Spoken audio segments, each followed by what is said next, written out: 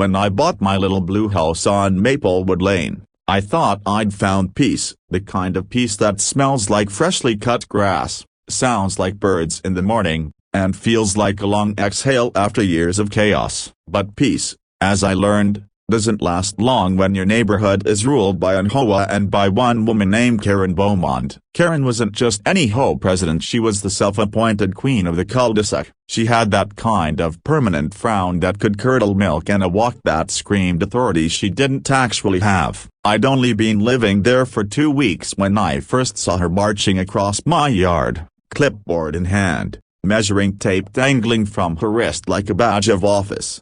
She didn't knock, she didn't even say hello. She just looked at me and said, "You'll need to repaint your mailbox, the color isn't HOA approved." I tried to smile. "Good morning to you too." That was the beginning of what I now call the lawn war.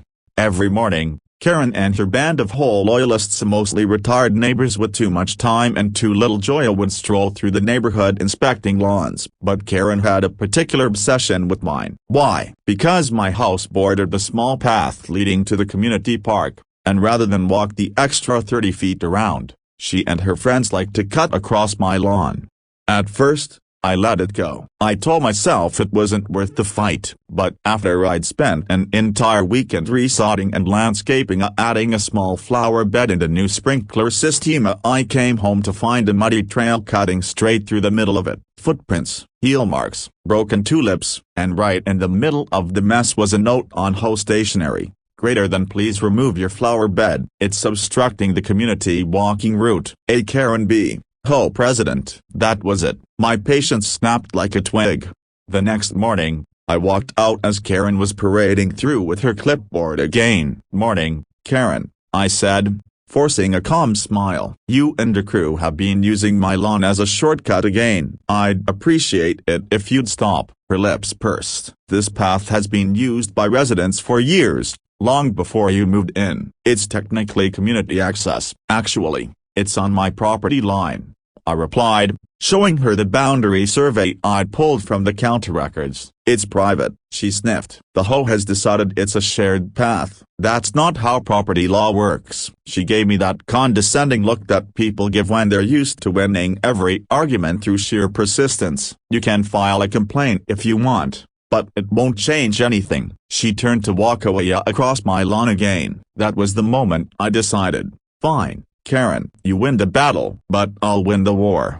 I spent the next week thinking I wasn't about to get fined by the HOA, but I wasn't going to let them trample over me either. Then it hit me: if she wanted to treat my lawn like a public path, I'd make it a path she'd never forget. First, I had a small fence installed, a not a tall, ugly one, just a neat, decorative picket fence with a low gate. I even painted it white so she couldn't call it an eyesore. Predictably, she filed a complaint. The HOA ordered me to take it down. Fine. I took it down, but I had a backup plan. I spent the next 2 days installing a sprinkler system with motion sensors. Every time someone stepped onto my lawn uninvited, the sprinklers would fire up like geysers, and because I'm a bit of a tinkerer, I also connected it to a smart system that let me record when it was triggered. The day I turned it on, I didn't have to wait long. At 9:07 a.m., Karen appeared in her usual uniform, a sun visor, clipboard, and the ever-present look of disapproval. She stepped right onto the grass. PSSSSHHHHH. A jet of water shot straight into the air,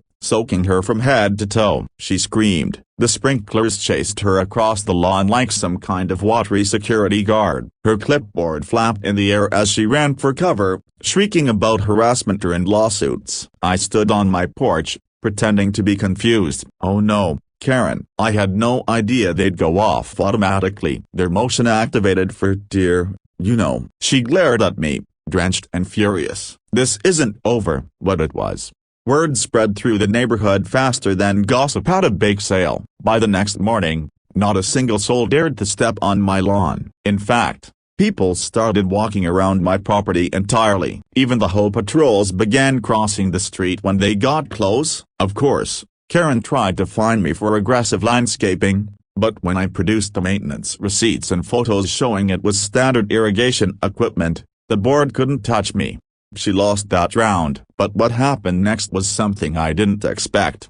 A few weeks later, I came home to find Karen sitting on the curb outside my house. She looked smaller than usual, and not physically, but in spirit. She wasn't holding her clipboard. She just stared at the lawn, at the little fence I'd reinstalled with HOA approval this time. I hesitated, then walked over. "You okay?" She sighed. "The broken bar, sorry." That caught me off guard. She looked tired. "My husband passed 2 years ago. I guess keeping this neighborhood perfect was how I kept control of something, a broken bar, anything." I didn't realize how much I'd become her. I softened. "The sprinkler system wasn't personal. It was just the only way to get you to listen." She laughed. A wet little laugh. "Oh, I deserved it." That night, we talked for almost an hour, about her husband, about the neighborhood, about how sometimes loneliness disguises itself as control. By the end of it, we weren't friends exactly, but we were no longer enemies.